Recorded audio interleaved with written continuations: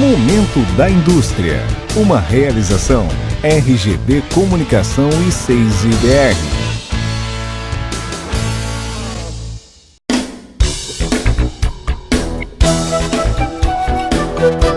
Estamos iniciando o segundo Datagro 6IBR Conference Fenasucro. Datagro e 6IBR mais uma vez trazem a abertura da tradicional feira de negócios Fenasucro Agrocana, um debate técnico de alto nível a favor do desenvolvimento do setor de açúcar e etanol. Foram convidados mais de 400 líderes de negócios, especialistas e autoridades do setor sucroenergético para um ambiente de troca de ideias entre os principais players de mercado e atores políticos. A Datagro é a maior consultoria de etanol e açúcar do mundo. Produz análises inovadoras e diferenciadas, fornecendo ferramentas para uma melhor compreensão do mercado, agregando valor ao posicionamento comercial e estratégico de seus clientes, como grandes produtores, consumidores, distribuidores de combustível, bancos, tradings, investidores e governos. Possui mais de 70 colaboradores atuando na matriz em Alphaville e em outras 5 unidades: São Paulo, Nova York, nos Estados Unidos, Recife, Santos e Ribeirão Preto. A Datagro é composta por 12 unidades de negócios, cada qual especializada em serviços essenciais para o desenvolvimento do setor sucroenergético, desde a elaboração de projetos para usinas, a assessoria em gestão, plataforma de informações, análise dos canaviais e desembaraço aduaneiro, dentre outras atividades. Com um perfil arrojado e inovador, o Centro Nacional das Indústrias do setor sucroenergético e biocombustíveis, o 6IBR, fomenta o desenvolvimento da indústria de máquinas, equipamentos, bens de capital, serviços, insumos e tecnologias agrícolas e industrial do setor de cana-de-açúcar e biocombustíveis. Na década de 80, motivado pelo grande potencial industrial de Sertãozinho, lançou a primeira feira do setor sucroenergético, que anos depois daria início à maior feira mundial do setor, a Fenasucro Agrocana. Entidade realizadora da feira, o 6IBR fomentou ao longo desses 20 anos inúmeras oportunidades de negócios, o contato mais direto entre empresa e cliente e, acima de tudo, incentivou e apoiou as indústrias a mostrarem suas inovações tecnológicas ao mundo. Estamos iniciando o segundo Datagro 6IBR Conferência Fenasucro. Para tanto, convidamos para que tome os seus lugares à frente o senhor Antônio Eduardo Toniello Filho, presidente do 6IBR, o Centro Nacional das Indústrias do Setor Sucroenergético e Biocombustíveis de Sertãozinho, Brasil. O Dr. Plínio Nastari, presidente da Datagro Brasil.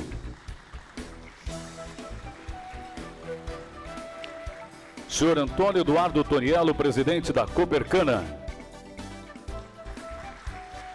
Senhor Manuel Carlos de Azevedo Hortolã, presidente da Orplana Piracicaba, Brasil. Senhor Juan Pablo de Vera, presidente da Reed Exhibition Alcântara Machado. Dr. Luiz Gonzaga Bertelli, diretor do Departamento de Infraestrutura da Federação das Indústrias do Estado de São Paulo, Fiesp. Senhor José Alberto Gimenez, digníssimo prefeito municipal de Sertãozinho. Nós convidamos para dar as boas-vindas a todos nesta manhã, na abertura do segundo Datagro 6IBR Conference Fenasucro, o senhor Antônio Eduardo Toniello Filho, presidente do 6IBR. Bom dia. E para nós do 6 é uma honra, Plínio, ter o senhor e a sua equipe fazendo parte dessa parceria do Datagro 6.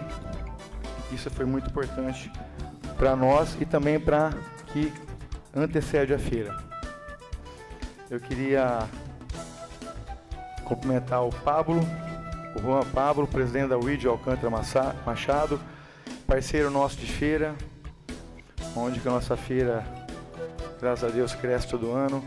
E Juan, continuamos nessa parceria. Então nós montamos a feira para mostrar tudo que a gente tem de bom e tecnologia do setor. E aonde eu queria até parabenizar nossa diretoria e todos os nossos associados do 6, porque apesar da crise que a gente está passando, que é um setor que está passando muita dificuldade, porque investiu em tecnologia, investiu em eficiência energética, investiu em turbinas eficientes, em moinhos eficientes, e às vezes paga muito caro com isso. Mas a feira cresceu. Esse ano a feira cresceu em 10%. Por quê? Porque mesmo com a dificuldade, eles não deixaram de estar lá, de estar mostrando o que tem de melhor no mercado, de estar mostrando o que tem de tecnologia para o mundo. Então eu queria parabenizar todos não só os empresários do setor, mas principalmente da indústria de base, por estar na feira. Eu que sei como que foi difícil ele estar hoje na feira, mas a feira está crescendo, como eu disse. Possam visitar a feira, é um bom evento.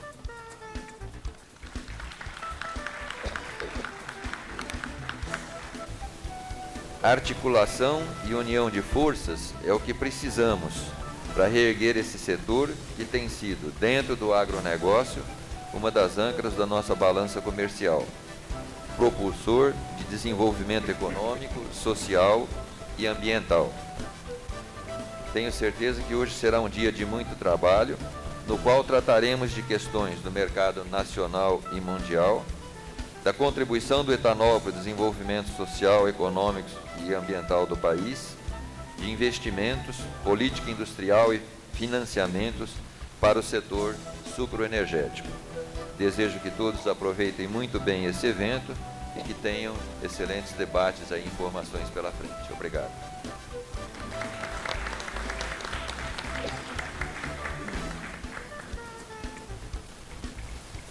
Já é tradicional realizarmos em Sertãozinho eventos que marcam a abertura da FenaSucro e acredito que a Datagro 6BR Conferência, organizada pelo Dr. Pino Nastari, não será diferente, uma vez que o setor sucroenergético atravessa uma fase difícil e tem rendido acalorados discursos e trazido grandes preocupações aos empresários e trabalhadores e produtores rurais desse setor. Bom dia a todas e todos, satisfação muito grande participar dessa abertura. Quero cumprimentar o prefeito de Sertãozinho, José Alberto Ximenes, Dr. Luiz Gonzaga Bertelli, uma honra tê-lo aqui, pioneiro do Proálcool, companheiro de grandes batalhas pela preservação do biocombustível no Brasil e no mundo. Cumprimentar o Dr. Manuel Ortolan, presidente da Orplana, e aproveitar esse momento também para que, na pessoa dele, nós façamos uma lembrança, uma homenagem ao Dr. Hermínio Jacon, que nos deixou recentemente, no dia 16 de agosto. Dr. Hermínio, advogado, uma liderança muito importante do setor canavieiro, sucroenergético do Brasil todo. Foi durante 18 anos presidente da Orplana. Era o presidente de honra da Associação dos Plantadores de Cana do Médio Tietê, da Ascana, e desempenhou um papel muito importante na consolidação do Consecana, foi presidente do Consecana durante 10 anos e, infelizmente, prematuramente nos deixou. Então, queria lembrar o Dr. Manuel da presença aqui. E o que eu tenho a dizer a vocês é que Sertãozinho, uma cidade que vocês sabem que, além de ser uma cidade canavieira, né, com agricultura, ela tem sua indústria calcada nesse setor, indústria de base. 70% mais ou menos da nossa indústria é ligada ao setor sucroalcooleiro. E nesse instante, realmente, o setor passa por dificuldades, os reflexos são grandes. E quem sente, né, no fim, quem sente é lá na prefeitura, os reflexos acontecem lá. Eu estou passando um dado para vocês, só para vocês terem uma ideia de como a dificuldade chega no município. O município vive de ICMS, é uma das maiores receitas do município, é o ICMS, né? Cada município tem um fator, um índice que recebe do bolo do ICMS. O ICMS do Estado, 25% vem para o município. E aí, dentro de um valor agregado, que nada mais é que média atividade econômica das empresas, você define o índice do município.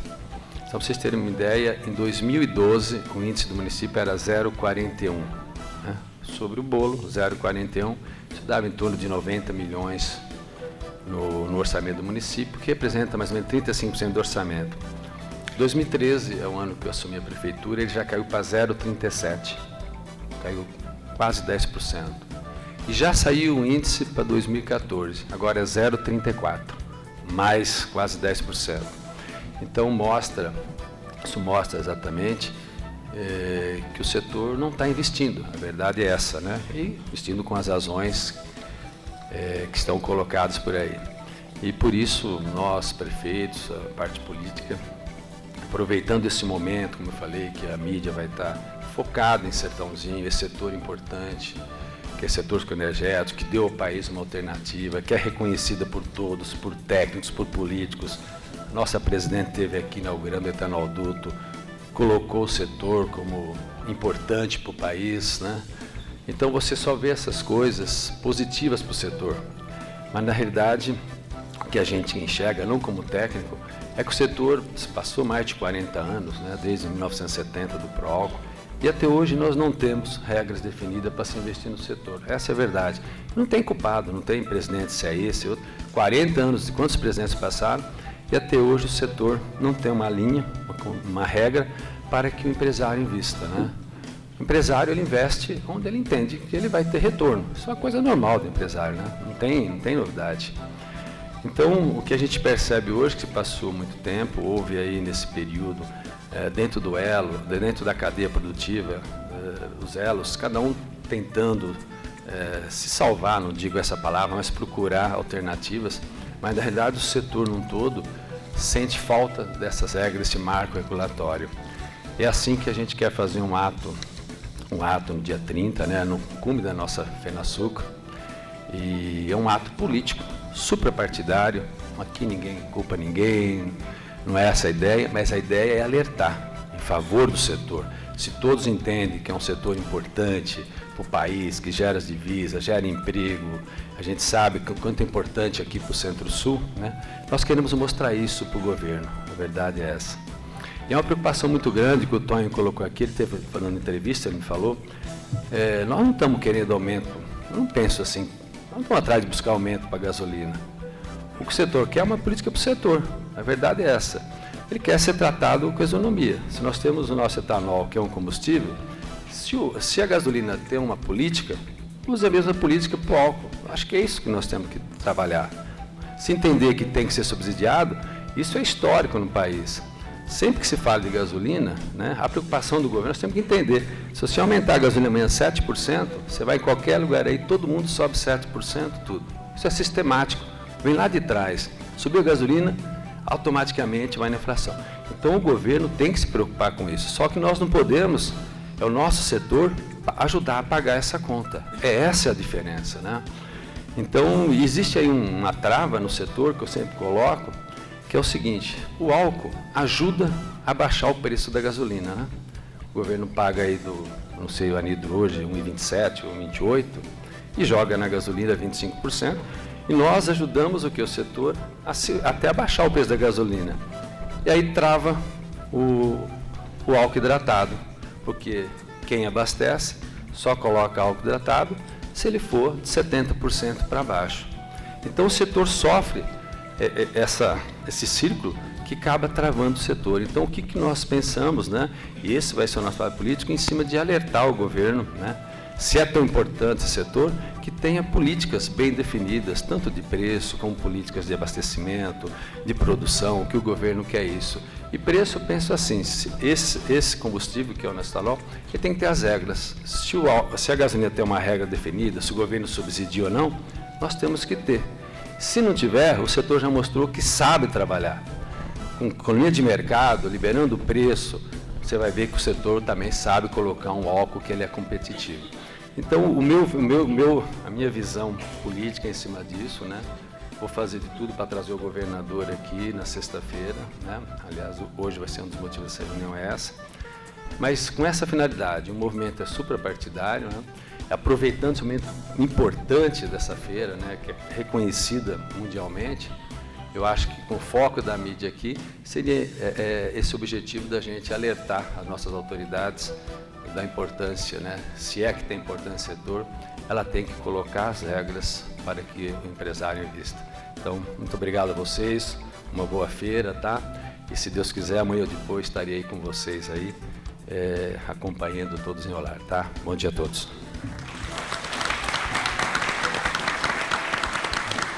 Vou começar a falar primeiro sobre um pouquinho de mundo, tá? América Central e Caribe cumpre o seu papel no cenário mundial, papel de estabilidade, ofertando um excedente anual da ordem de 3 milhões de toneladas de açúcar. Nós temos insistido muito com os produtores da América Central e Caribe que eles avancem de uma forma mais acelerada na direção da diversificação. Alguns deles já diversificaram em cogeração, porque não tem muitas outras alternativas de geração de eletricidade, no caso da Guatemala, o caso de El Salvador, mas eles ainda estão, a nosso ver, lentos na direção da diversificação em etanol. Mas, enfim, na América Central e Caribe, o que a gente observa é que eles estão com uma produção que cresce gradualmente, um pouquinho a cada ano.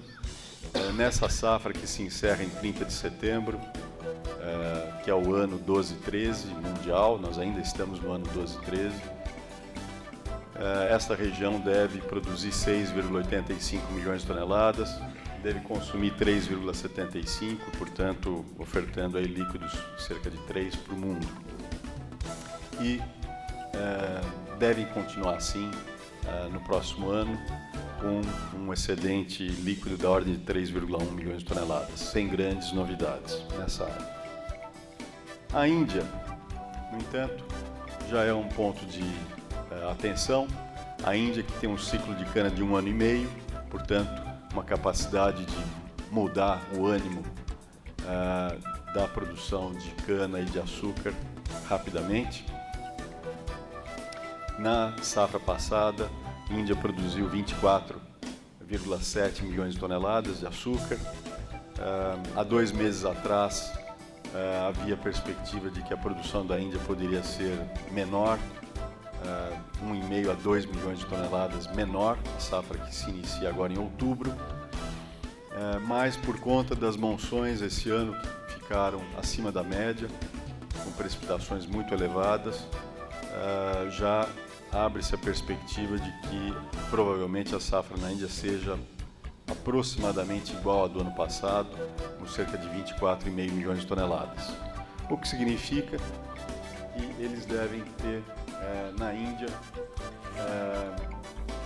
um balanço açucareiro muito parecido com o do ano passado, sem grandes alterações, com uma exportação líquida de 1 milhão de toneladas, se esse número se repetir, de 0,5 a 1 milhão de toneladas.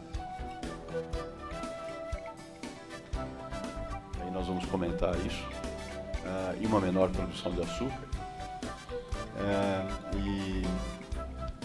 isto leva a uma estimativa da safra 13-14, que eu vou já mostrar para os senhores, que é bastante interessante por suas consequências.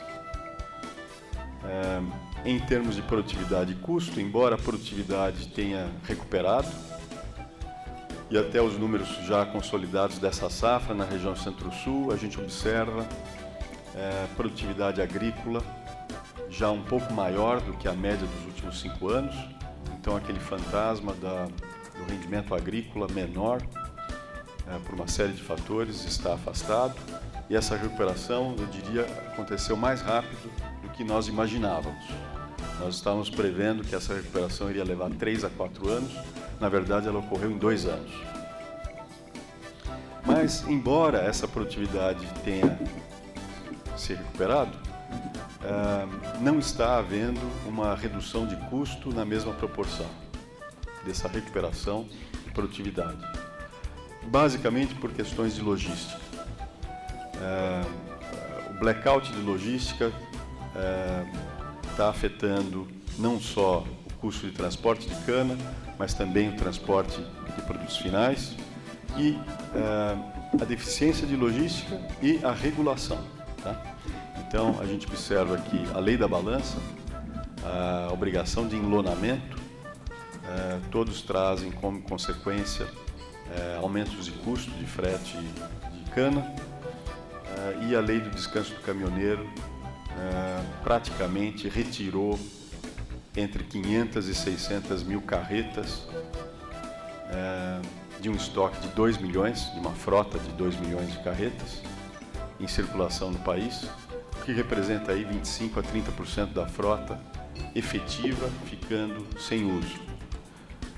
Exatamente no momento em que você tem aumento da safra de grãos, aumento da necessidade também do setor de açúcar e álcool, maiores necessidades de transferências, porque as demandas de alimento e combustível nas regiões norte e nordeste estão crescendo mais rapidamente do que no resto do país. E, na verdade, a capacidade de produção de caminhões no Brasil é da ordem de 100 mil por ano. Então vai levar 5 a 6 anos sem sucateamento de frota para que a gente recupere a frota que nós tínhamos antes da lei do descanso dos caminhoneiros. Então isso fez com que os fretes subissem. Frete Ribeirão Preto Santos, que costumava ser R$ 66, R$ 68 por tonelada de açúcar, agora está R$ 90, R$ 95 por tonelada. E isso afeta a competitividade. E, como eu falei, o aumento na demanda nas regiões norte e nordeste, e a seca e o atraso de moagem na região nordeste de cana, aumentando a necessidade de transferências do centro-sul para o norte e nordeste. Vamos lembrar que esse setor está crescendo rapidamente nesses últimos 30 anos.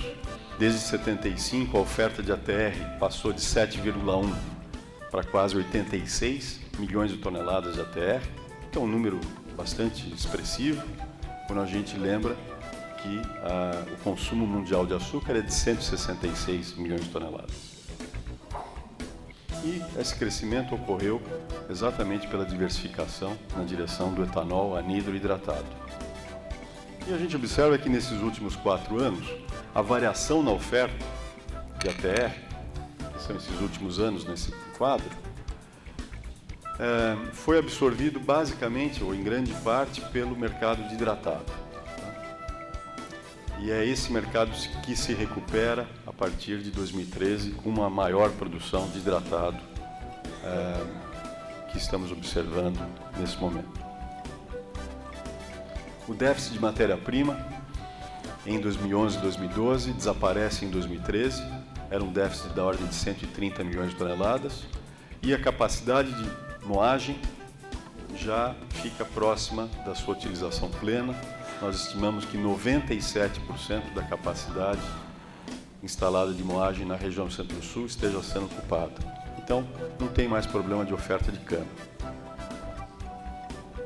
E o setor, então, está pronto para retomar uma trajetória de crescimento além dessa capacidade hoje existente, se houver condições. Retomar uma capacidade de crescimento exatamente no momento em que o consumo de combustíveis no Brasil continua crescendo mais de 5% ao ano, e faz isso desde o ano 2000. Muito acima, portanto, da expansão do PIB, que no ano passado foi só de 0,9%. É um setor que eu não canso de lembrar, desde 75, o Dr. Bertelli, quando o senhor, junto com outros pioneiros, criaram o PROAL, Dr. Lamartine Navarro Júnior, Dr. Cícero Junqueira Franco, Dr. Maurílio Biagi e outros, já foram substituídos 2,3 bilhões de barris de gasolina, em gasolina equivalente. Qual que é o significado disso? Vamos lembrar que as reservas provadas de petróleo condensados do Brasil, incluindo pré-sal, são 15,3. Este é o significado da renovabilidade do etanol. E é esta capacidade que está à disposição da sociedade, que sem investimentos adicionais continua economizando 120 milhões de barris adicionais a cada ano no ritmo atual. Mas poderia estar fazendo mais. Um setor que, pelas nossas contas, já economizou em divisas quase 280 bilhões de dólares. Gasolina avaliada a preço de mercado mundial, mais os juros da dívida externa evitada. Conservadoramente, a Prime mais 200 pontos.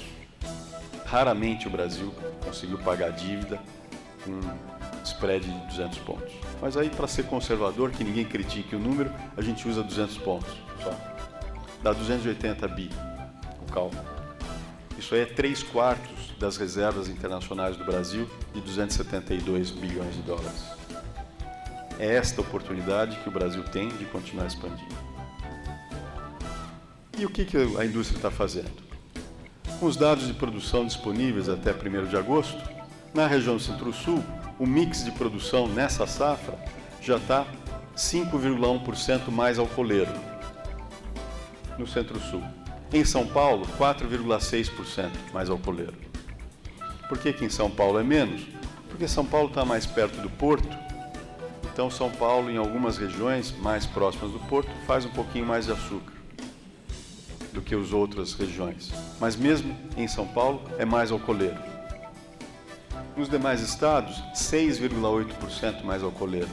E tem estado, como Minas Gerais, que é mais de 8,2% mais alcooleiro. Me chama muito a atenção isso, tá? Essa capacidade de alteração do mix, William. A gente precisa dar atenção a isso. E o que isso significa em mais álcool e menos açúcar? No ritmo atual, nesta safra, significa 4 milhões de toneladas de açúcar, equivalentes direcionadas para etanol,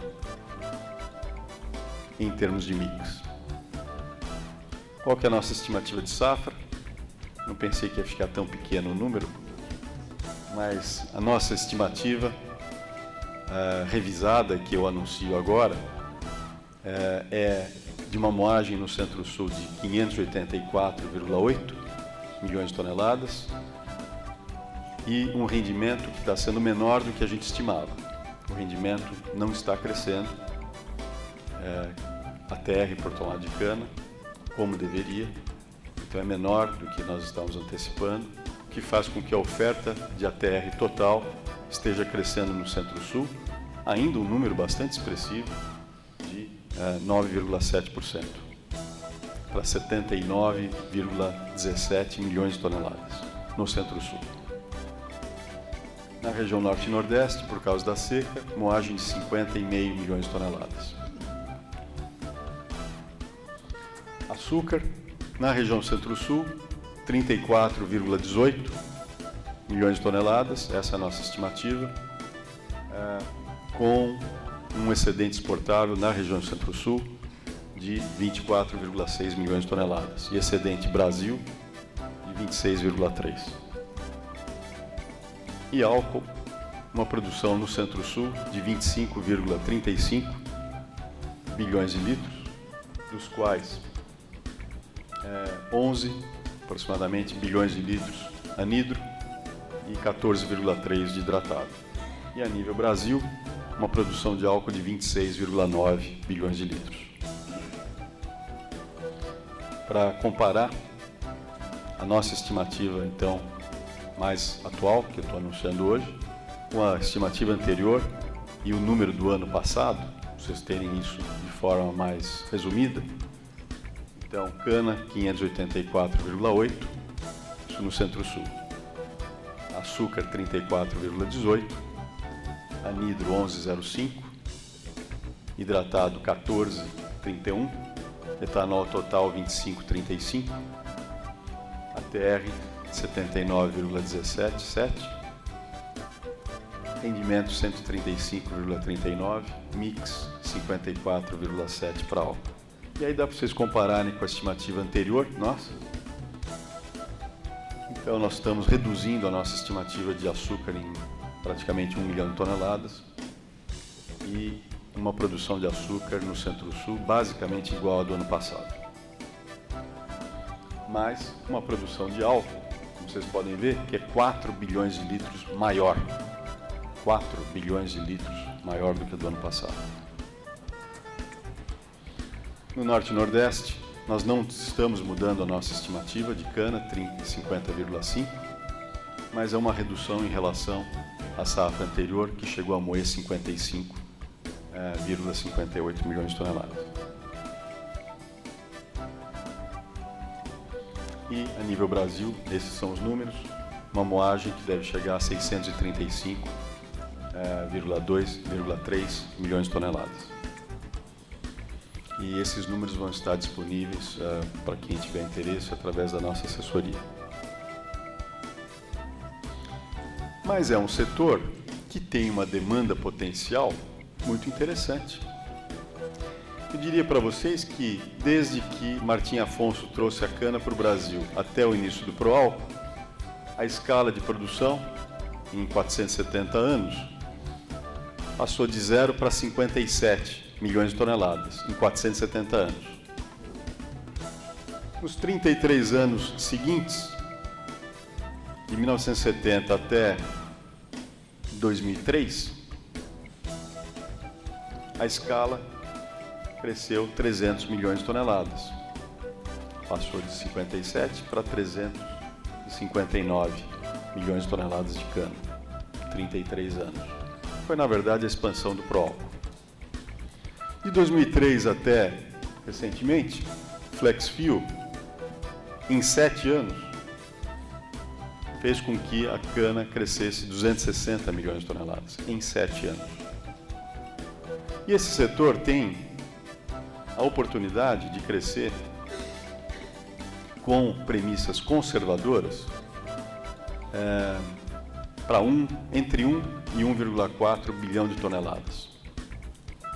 Então, assumindo que o Brasil mantém a participação que possui hoje nos mercados de açúcar e álcool, sem qualquer crescimento, o que é contrário à tendência, porque a tendência nos últimos 25 anos tem sido de crescimento dessa participação. Desde que foi extinto o IAA e privatizadas as exportações de açúcar. E também com a expansão das exportações de etanol. Com premissas conservadoras sobre o potencial de exportação de etanol e a participação do Brasil nos mercados onde há mandatos, hoje, Estados Unidos e União Europeia, bastante conservadoras. E variando a proporção da frota flex que possa usar etanol de 20% a 60%, a gente chega nesses cenários aí de 1 a 1,4 bilhão de toneladas. E a gente sabe que, com uma moagem de 635 e muito próxima da capacidade instalada, e sem investimentos ocorrendo nesse momento, e quando ocorrerem, o fato de que vai levar 3 a 4 anos para que eles se materializem, provavelmente nós não vamos chegar a 1 bilhão de toneladas de cana em 10 anos. Então, um número provável é talvez 800, 850, o que significa uma perda de oportunidade. Alguma coisa vai ter que ceder, porque o hidratado também não vai desaparecer. Ele vai se manter em mercados regionalizados. Mas, eventualmente, o Brasil vai abrir espaço de participação de mercado para outros países. E aí, por que isso ocorre?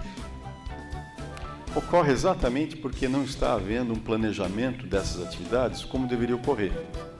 E, em particular, na área energética, como é que deveria funcionar o planejamento na área energética? Você deveria ter um planejamento energético integrado em que, a partir desse planejamento integrado, surgissem políticas energéticas para cada uma das grandes fontes primárias. Uma política para petróleo, uma política para energia elétrica, uma política para carvão, outra para energia nuclear, uma para combustíveis líquidos em particular.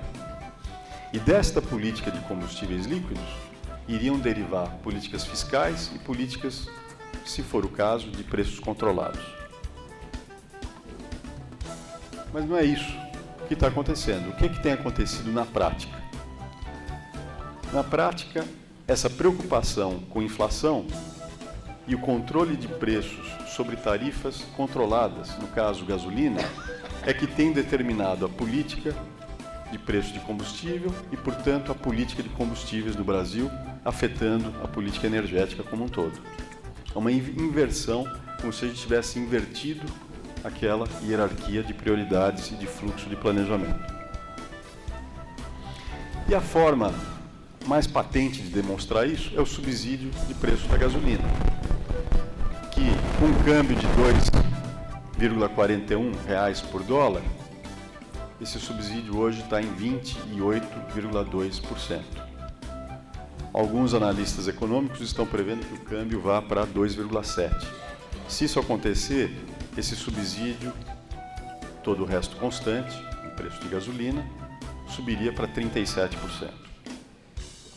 E criou-se uma situação insustentável, principalmente para a Petrobras e para todo o país. E o que traz a perspectiva de que deve haver uma mudança. E já se prenuncia um possível reajuste de preço de gasolina, que agora as apostas começam a surgir na faixa de 8% a 10%. Esse subsídio tem incentivado o uso de gasolina. Esse quadro mostra a evolução do consumo mensal de gasolina A, a gasolina pura, sem álcool, do anidro, em azul, do hidratado em verde e do álcool total em roxo.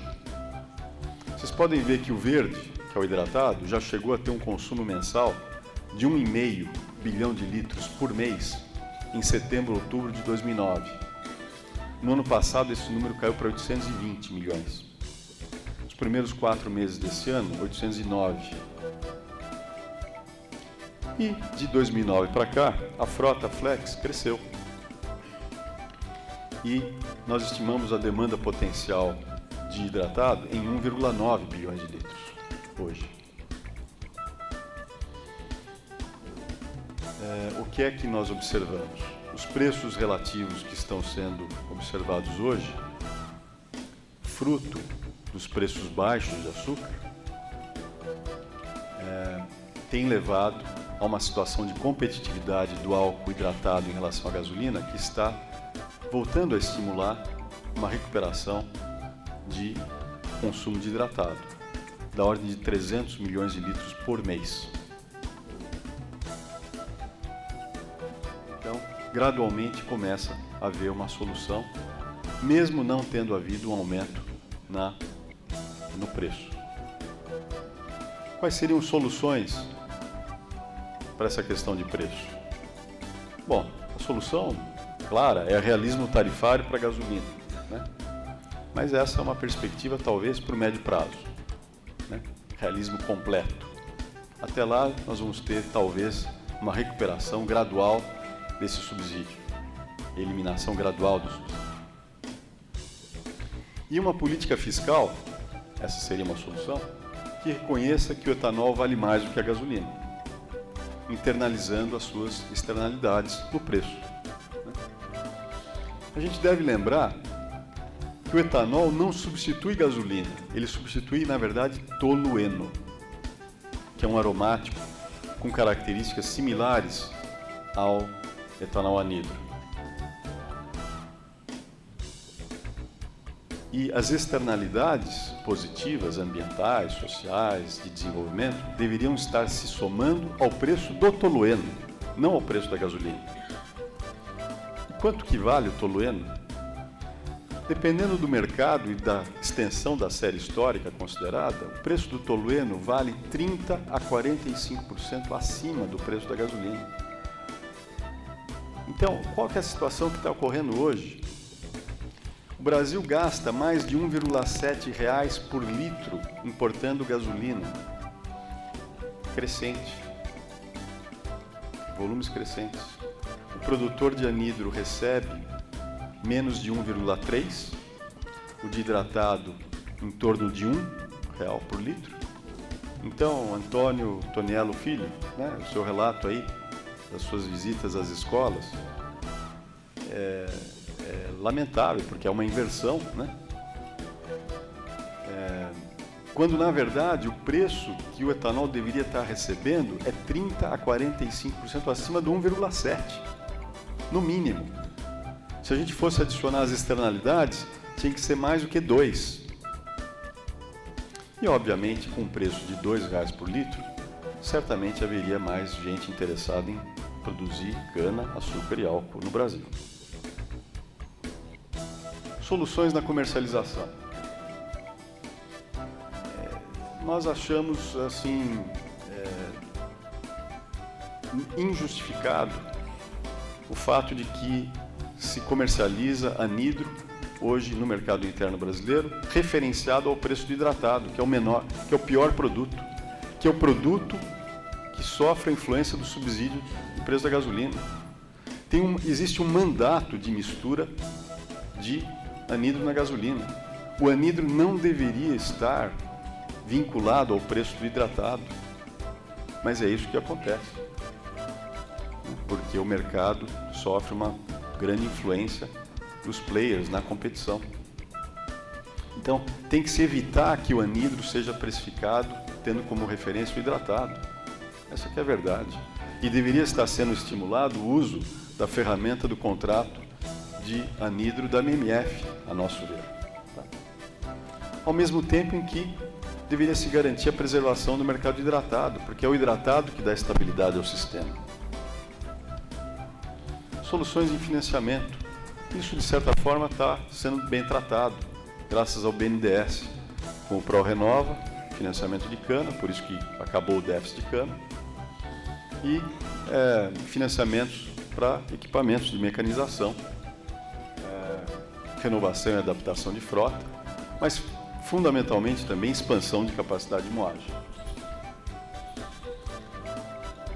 Soluções para o retorno de investimentos. É preciso voltar a viabilizar a cogeração. Sem cogeração, não há retorno de expansão de capacidade de moagem. Então, os leilões exclusivos para a biomassa são fundamentais. É a energia de cogeração que complementa a energia hidráulica no Brasil. É ela que tem menos investimento e perdas em transmissão. É uma energia muito mais barata do que a energia das térmicas emergenciais. Na nossa avaliação, a tarifa que deveria estar sendo paga para a cogeração é entre R$ 200 e R$ 210 por megawatt-hora para retomar investimentos. Só que o Brasil está gastando 1.000 nas térmicas emergenciais, R$ 1.000 por megawatt-hora, em vez de gastar 200 em cogeração no período que mais importa, que é o inverno, quando não tem hidráulica. A hidráulica funciona em baixa. Então, é preciso estudar o custo social da cogeração e levar em conta os menores investimentos em transmissão e as menores perdas de transmissão da cogeração, porque essa cogeração de biomassa está perto do centro de carga. Na área de equipamentos e novas tecnologias, revisão completa dos mecanismos de recolhimento de impostos aqui do pessoal que produz equipamento em Sertãozinho.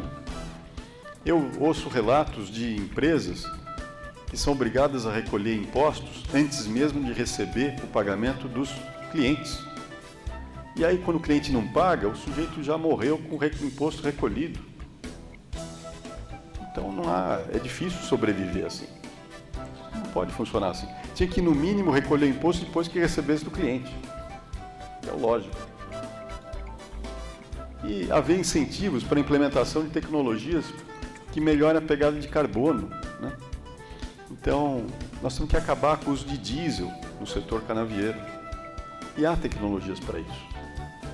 E criar incentivos para uma melhor tecnologia automotiva para a utilização do etanol. Em 1991, a relação econômica era 81%.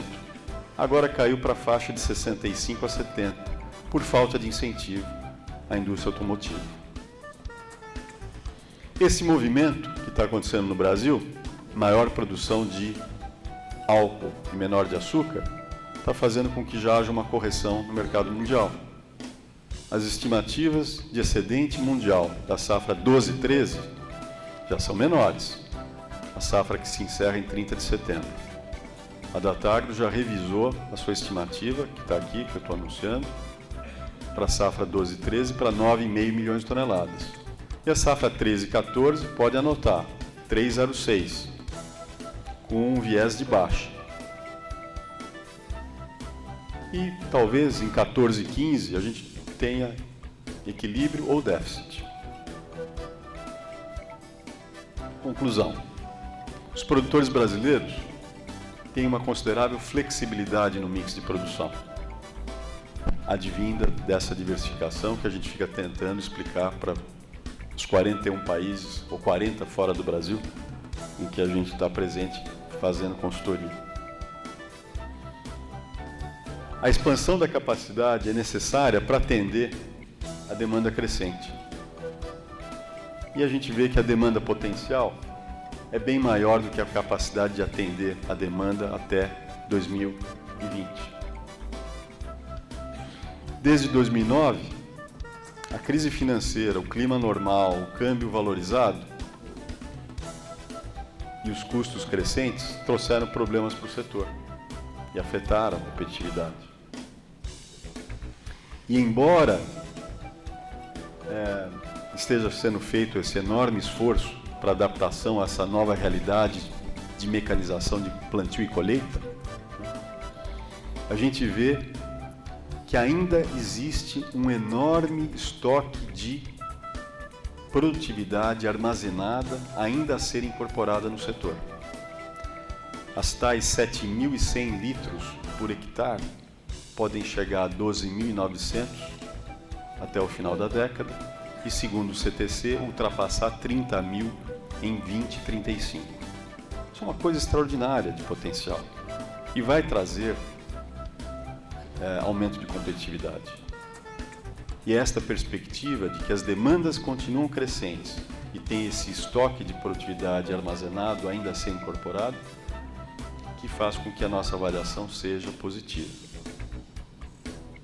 A consolidação da produção.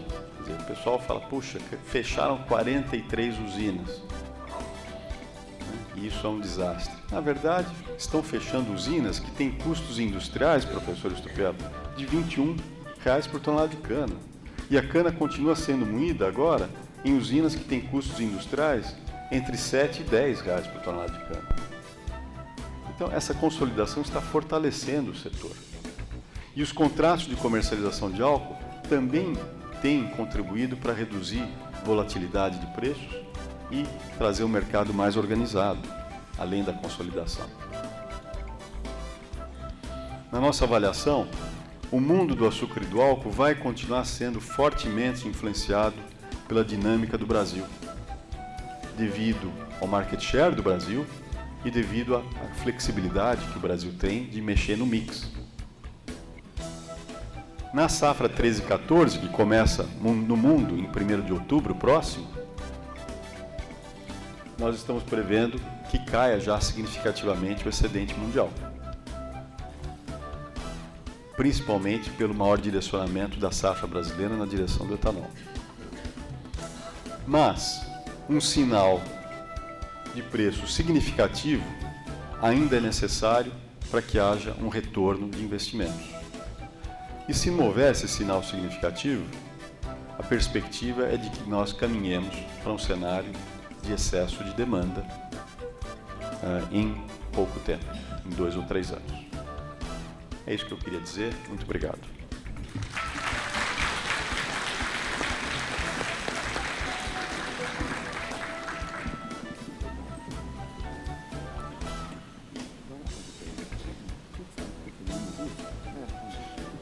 A minha conclusão sincera é a seguinte, porque eu vejo que é o comportamento de empresas de petróleo fora do Brasil.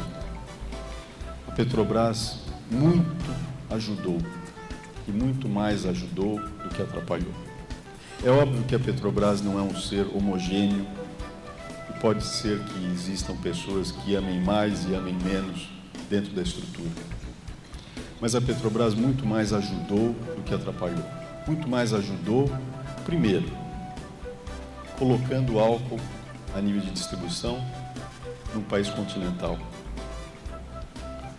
esse foi um problema que atrapalhou enormemente a expansão do álcool nos Estados Unidos, atrasou e atrasa em outros mercados. Aqui não aconteceu isso.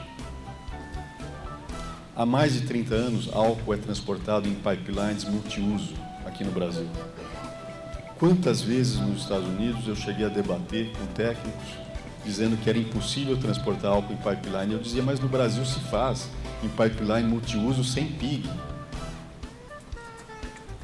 E eles sempre diziam que isso não era verdade, quando esta é a realidade no Brasil, há mais de 30 anos.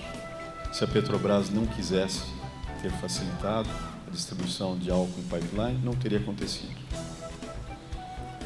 O planejamento de expansão das refinarias, agora, recente, essas 4 novas refinarias aí, estão em construção, 2 planejadas ainda. O planejamento delas todos foram se construir refinarias para produzir diesel, quase nada de gasolina, porque a Petrobras e todo o sistema estava contando com etanol. Então a gente deve relativizar esse conflito. Eu acho que ele é muito pequeno, próximo de zero. Quanto à representação do setor para tratar de problemas, puxa vida, esse é o setor mais organizado da agroindústria brasileira. E eu tenho acompanhado a eficiência do trabalho e a dedicação que os representantes do setor, da Única, do Fórum Nacional Sucroenergético, os presidentes de sindicatos, a Orplana, representando os canavieiros, têm feito para levar os pleitos. Então, eu acho que, sim, há problemas, há coisas a serem corrigidas, mas eu acho que os problemas não conseguem viver para sempre. O mundo se encarrega de resolver os problemas. A defasagem e o subsídio, a gasolina está tão grande e tão insuportável que não dá mais para aguentar esse subsídio. Ele vai ser resolvido e isso vai trazer uma solução para o álcool. A correção cambial é que as pessoas não se deram conta. Uma das coisas que mais afetou negativamente o setor foi o câmbio, o real valorizado. Afetou enormemente a competitividade do setor. Um real mais realista vai ajudar a levar uma recuperação do setor.